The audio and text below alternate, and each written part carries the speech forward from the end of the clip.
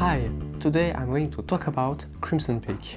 Guillermo Del Toro is a Mexican writer and director known for his supernatural and fantasy movies based on his own universe, storyline and characters. His craft translates in big-budget superproductions as well as smaller projects. He can undertake Pacific Rim, a big American production with gigantic robots fighting huge extraterrestrial monsters, with a $190 million budget.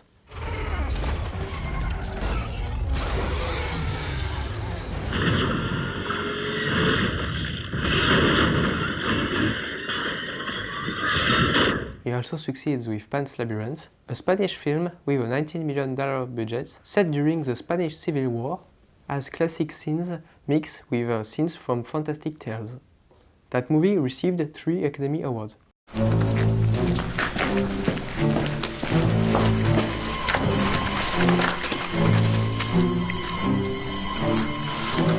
In his new movie, he tells a love story in a world inhabited by unusual ghosts.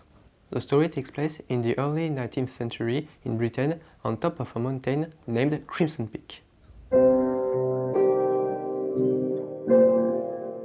What do you be buying? Take a little walk to the edge of town.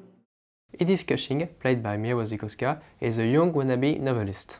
She falls in love with Thomas Sharp, portrayed by Tom Hiddleston, the owner of a clay mining exploitation, who marries her and takes her away to his manor on the gloomy heights of Crimson Peak, along with his sister Lucille, played by Jessica Chastain.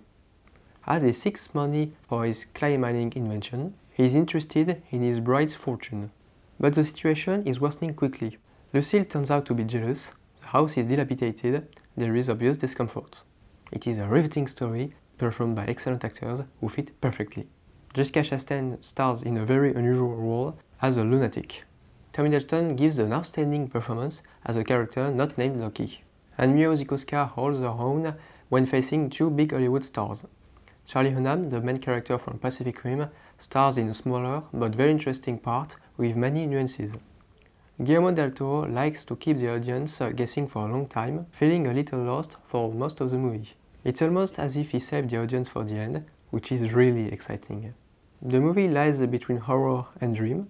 It is an unusual love story filled with gloomy things like ghosts and the disturbing shadow of Jessica Chastain, with changes in mood which are sometimes sudden and disconcerting. This is your home now. Oddly, because of a rather simple pattern, the opposition between characters seems obvious and the plot becomes arguably predictable for the audience, which creates a distance with Edith.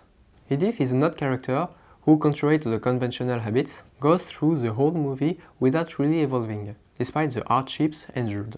Usually, the hero gets something from the experience. That's what makes the journey interesting.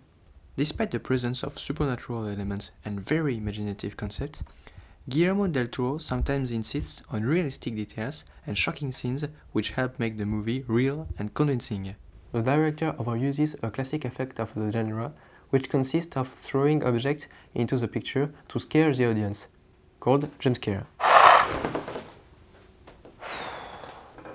When properly done, it's great, like in The Sixth Sense.